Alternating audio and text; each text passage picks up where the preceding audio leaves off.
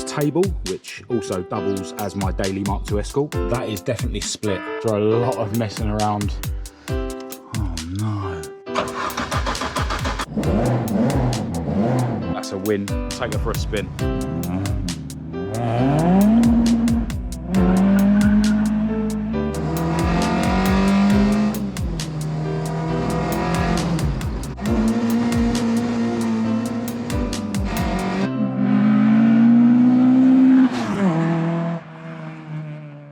Hello and welcome to this video.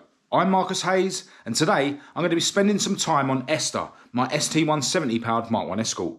To do that, I need to jump in moored my Mordor Mk2 Escort and head over to my other garage.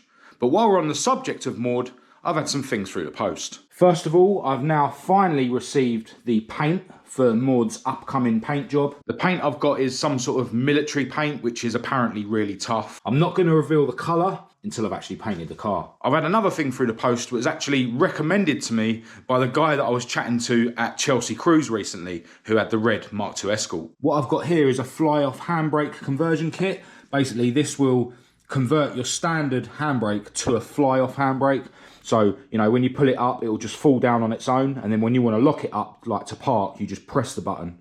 So it makes it work in the opposite way that a handbrake normally would. Next up, I've got a little update on the merch side of things. Loads of you have been contacting me recently about the mugs because some of them were out of stock. But yesterday I restocked on all the mugs. So the Mk3 mugs are now in stock in satin and in gloss finish, as are the Esther mugs. And the Maud mugs, because I'm giving her a repaint, I'm basically trying to get rid of the old Maud stock.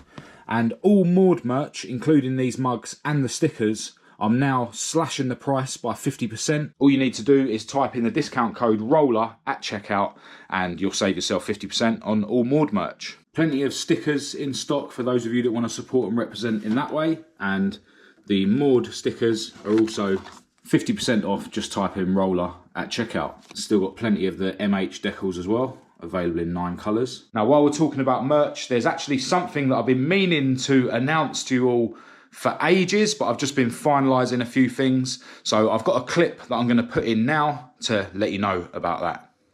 I'm very, very happy to announce the release of a whole load of new Marcus Hayes merchandise for you guys that like to support and represent the channel, especially those of you that are in the market for some new clothing. I now have round neck t-shirts, polo shirts, zip up hoodies and snapback caps, all professionally embroidered with the MH logo. I also have round neck t-shirts embroidered with the full Marcus Hayes logo, and these were more of an experiment really, but I think they came out really cool, so I'm going to release those as well. All the garments are high quality, really nice fit and nice feel. They are ridiculously expensive to have produced, but as usual, I'm going to keep the profit margin super small so that all you guys get the best value possible. All the profits that I do make from this clothing is going to be ploughed straight back into the channel to fund my future plans, which means even more videos for everyone to watch. All the shirts and zip up hoodies are available in all sizes from small to 4XL, and details about the dimensions of each size and all the materials of the garments can be found on my website. The only way that I can realistically offer such a wide array of garments in all the sizes and keep the profit margin small is by doing a pre-order. So for the next 5 days after this video goes live, you can go onto my website at marcushayesuk.com and order your garments, and everything should be delivered to you within about 3 weeks after the end of the pre-order. Now, I know it's annoying having to buy stuff and wait a few weeks for it, but everyone who does jump on the pre-order is going to save 10% off of everything. I may order a few extra of each garment, which I'll put on the website later on, but I'm going to be focusing first on dealing with the pre-orders. So to guarantee your new Marcus Hayes merch and to save 10% on everything, jump on the pre-order at marcushayesuk.com. As usual, no pressure. If none of these garments tickle your fancy or money's a bit tight and you can't support, that's totally fine. Just the fact that so many of you watch and enjoy my videos is enough. But for those of you that do want to chip in, I want to send a massive thanks out to each and every one of you in advance for your purchases. Hello, right, so a little bit of time has passed and I'm round the garage with Esther, and I've made a decent head start on today's job. Those of you that watched the last video on this car will know that I've decided to change the sump gasket, and I'm hoping that that is the source of her leak rather than the rear crank seal. And some of you are actually asking how I've got the engine breathers set up on this car, so I'll quickly explain it. Now, this valve cover that I've got fitted now is literally just so that I don't scratch up my powder coated one. But basically, the way that I set up the breathers, the ST170's stock valve cover breather is here. I normally cut them off and I just plug it with Araldite because these magnesium covers are quite hard to weld apparently. Yeah, so I cut that off and basically I drill a hole in the side here where I put a fitting, and then that fitting is plumbed to this catch can. And then around the other side of the engine, you've got the original breather box or flame trap, and basically I plumb that straight to the catch can as well. Now, normally there would be a PCV valve in there, which basically only opens to let the crankcase pressure out at high RPMs. I think that's how it works. And basically, I just remove the guts from the PCV valve. Basically, I just cut the end off and pull the valve out. So basically, this is now just acting as an adapter. And what that means is that the block is able to breathe freely regardless of RPMs. Now, the fact that this catch can has got a breather on it means that it's not sealed off. So it's, you know, freely able to breathe. So I would expect that any excess crank pressure would be able to escape to the catch can rather than blowing the seals out. But, you know, I'm not an expert, so I'm not ruling out anything that you guys have suggested. But yeah, some of you are asking how I've got my breathers set up. Now, one of you guys said in the comments of a recent video that you too tried to use a rubber gasket with your nil done sump, and the rear part of the gasket got split and loads of oil gushed out. Pretty much what I've experienced with Esther. So my theory of the sump gasket leaking rather than the rear crank seal leaking is possible. You know, we won't find out until I get the sump off and have a look. Where I'm at the moment, I've got the weight of the engine held up by the hoist, obviously, and basically I've removed things like the anti-roll bar. I've got the cross member removed with the steering rack still attached, and that's actually over here on this table, which also doubles as my daily Mk2 Escort. With everything out of the way, I can get to the sump bolts easily. Does mean that I've got to sort of lay over the legs of the hoist. But yeah, basically, next thing I need to do is remove the sump. What I'm going to do is leave the jack here and actually put it under the sump and then work around it to undo the bolts. And then I won't have to worry about the sump falling on my head. I'm not going to worry about doing them in sequence because I'm going to tap the flange flat anyway.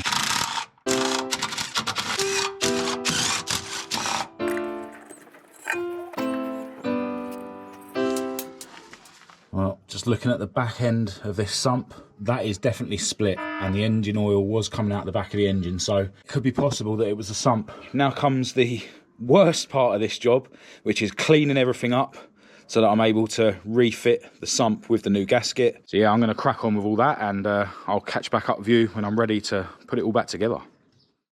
All right, a little bit of time has passed, and I've now cleaned up the gasket face on the engine. It's all really clean and really dry. I will give it one final wipe just before I put the sump on, just in case there's any more oil that's been dripping down from the sides of the block. I've also cleaned up the clutch as best as I can, and I've got the sump all cleaned out as well. I've got it in this bag to keep it clean, but yeah, the mounting face is all really clean, and I've tapped it flat, you know, where it distorts slightly when you're doing the bolts up. Now, the guy I mentioned earlier that had trouble using a rubber gasket with a nil done sump, he actually resorted to purchasing a cork one off of nil done, but I'm not willing to give that guy any more of my money, and those of you who have been watching my videos a while will know why. What I'm going to do differently this time to try and prevent the leaks is, as I'm doing the bolts up, gradually just make sure that, you know, the gasket isn't getting squeezed out the back towards the flywheel, and likewise at the front. But long term, I am looking for another sump solution for both of my cars. I was kind of thinking of trying to do it without sealer this time, but I think I am going to use a tiny smear of sealer, as I always do. Now, like last time, I got this gasket from my friends at Burton Power, and I also got a rear crank seal while I was at it. And as usual, I'll leave a link to the Burton Power website in the description of this video. So I think what I'm going to do is I'm going to attach the gasket to the sump and then attach the sump to the engine.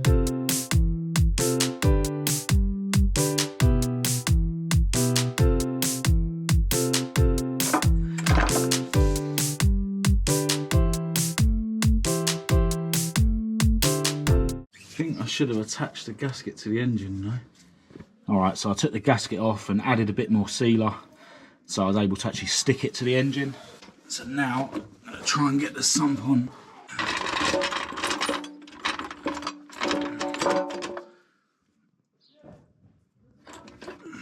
want to get it on without moving the gasket. Right, the gasket looks like it's still in the right place. Let's get some bolts. After a lot of messing around, the gasket at the back does seem like it's in the right position. One thing I just remembered, see how this gasket comes up to wrap around? Well, this piece of the block is in the way, so I need to slip the gasket there and cut it along there. Yeah, I forgot about that. But what I'm going to do is, as I'm doing the bolts up, I'm just going to make sure that that gasket doesn't get pushed out the back. And the front is obviously a lot easier to make sure it's in the right position. I can keep sort of pressing it like that as I'm doing the bolts up. I don't think I'm going to go to, what is it, 16 foot-pounds. I think that's too tight. And to be honest, the sump that I got for Maud, that sticker said 14 foot-pounds. So I'm going to see how I go. Maybe stop at 12. So we're at 12 foot-pounds now, and I'd like to think there was enough squish on that gasket. Obviously, I'm not fully sure that it isn't the rear crank seal that's leaking on my car, but I'm just going to put the cross member back on so that then I can drop the weight of the engine, fill it up with oil and run it and see what happens. Let's get the cross member back on.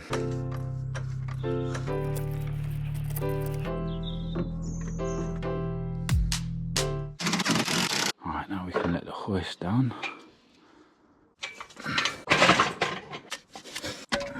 Oh no, just noticed that when I put this cover on, I trapped the VVT wire in between the cover and the engine. Luckily I didn't torque it up properly, so it should be alright. Dear oh dear. Bit mullered, but hopefully it'll be alright.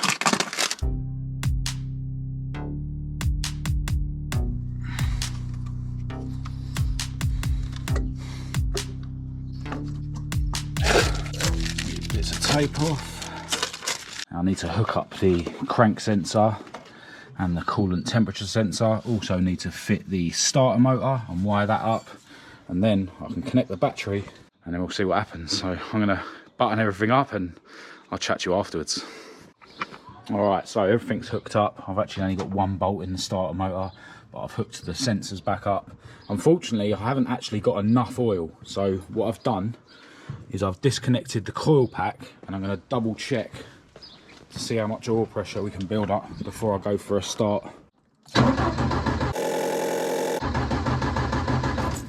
Alright, so we've got some oil pressure. Plug the coil pack back in. Now I'm not going to run it for long because, as I say, it is low on oil. The coolant hoses and stuff aren't attached properly anyway. But the way it was gushing out before, if the leak ain't solved, it's going to gush out straight away. So I only have to start it for a couple of seconds before I know whether I've solved this leak. Fingers crossed.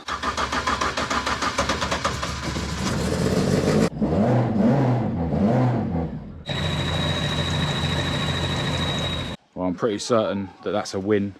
I know things leak more when the oil's, you know, thin and warm, but it was literally gushing out. So I would have expected, you know, at least a drip even now when the engine's cold. Now I'm gonna button everything back up on the car. I'm gonna try and get it fully back together before it gets dark this evening, which I'm not gonna bother filming. I just need to crack on with it.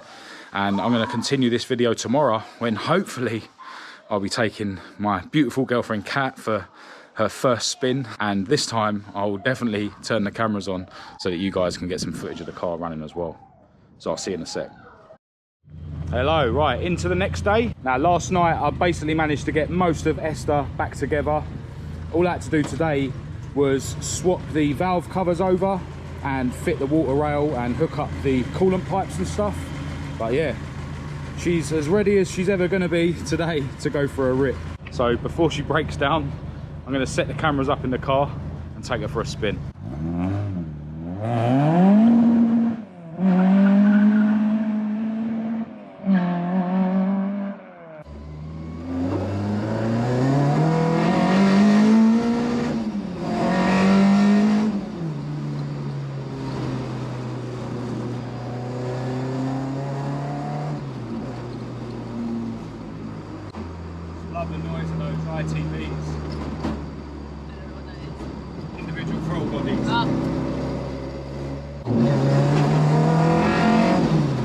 got so much planned for this car. A couple of things I need to sort out pretty much straight away. I need to get an alignment. Probably could do with some better tyres on the front, to be honest. The exhaust is banging on the anti-tramp bar, so I need to get another bracket welded to the back box or something. I was hoping that Zach, Mr. Zoo Speed, would be able to do that for me, but I know he's moved away now and he's got his own workshop. So yeah, congratulations with all that, mate, if you're watching. Obviously, the main thing I want to buy for this car is an LSD, but that'll probably have to wait for a bit.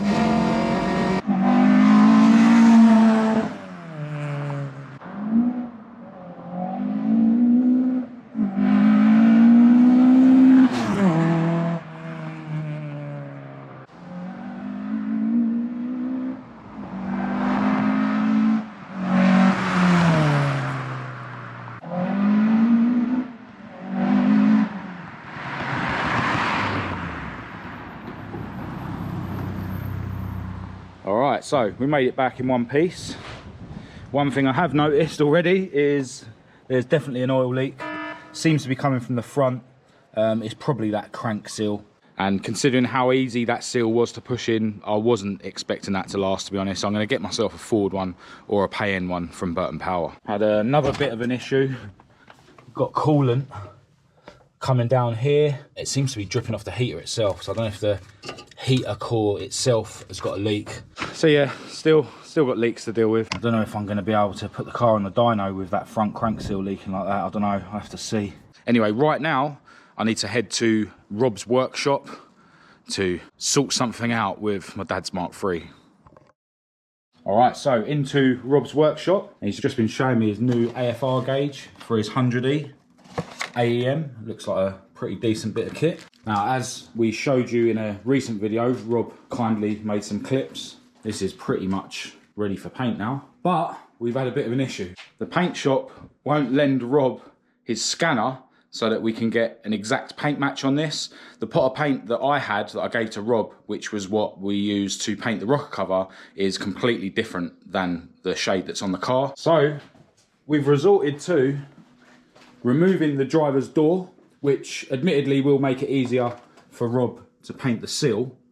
And yeah, basically Rob's gonna take the door down to the paint shop so he can scan it so that we can get a decent colour match. So yeah, we're gonna whip this door off now and then Rob can get on with his day. I think we're gonna unbolt it rather than banging the pins out. Just use that, just like leave it.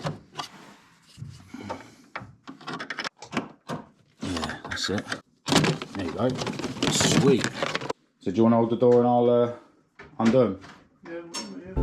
1, 2, 3, 4.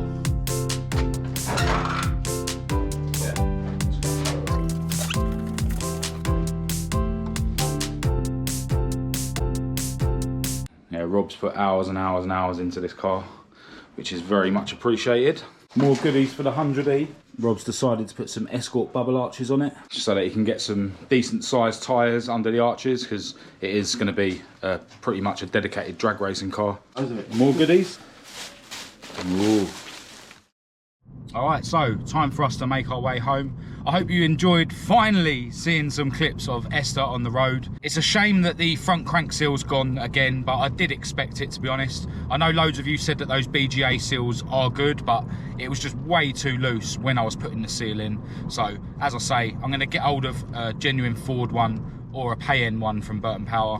I just hope I can get it within the next few days so that she can go on the dyno as planned. The sump gasket seems like it is still sealed, which is good. So all that time I spent yesterday so far doesn't seem like a waste of time. I've actually got a load of editing to do for the rest of today. In fact, the last 2 videos that you would have seen on the channel, I haven't even started editing yet. I'm so busy at the moment with cars and with YouTube, but I'm absolutely loving it. And yeah, I hope you guys are enjoying the more regular content. I'm hoping to get out to some meets over the next few weeks as well, which will be a bit more of a variation on the content. And yeah, I'm just looking forward to getting out and seeing some other people's cars, and hopefully I'll be able to take Esther to those meets as well. Maud, my Mk2 Escort, is hanging. The diff wine is getting really bad, so I definitely need to get the diff rebuilt at some point, and I don't think it's worth putting the rebuilt diff into Maud until I've got a new prop shaft built. I think that the fact that it keeps doing pinion seals and pinion bearings, which I assume is the bearing that's humming now, is the fact that the UJs on the prop shaft are worn. I've actually got a week off work in a couple of weeks, so I'm hoping to spend a bit of time on Maud then, and hopefully I'll be able to do her paint job then as well. It's looking like within the next week or so, my dad's Mk3 should be ready to MOT. I think Rob's going to be painting it in the next couple of days. So yeah, loads of stuff going on in my crazy world filled with old banger Ford Escorts. For now though, I'm going to end this video here. If you did think it was any good, please do give it a thumbs up and a share. If you didn't, give it a thumbs down. Click subscribe to keep up to date with all my future uploads, and check the links in the description to my social media and my website. I'll also leave my email address down there for anyone who wants to contact me. Don't forget, those of you that want to support and represent the channel by getting yourself some new MH clothing, the pre-order is going to be running for 5 days starting from when this video goes live. And massive thanks to each and every one of you who does decide to grab some merch. But other than that, until next time, from me and my beautiful girlfriend Kat, thanks for watching.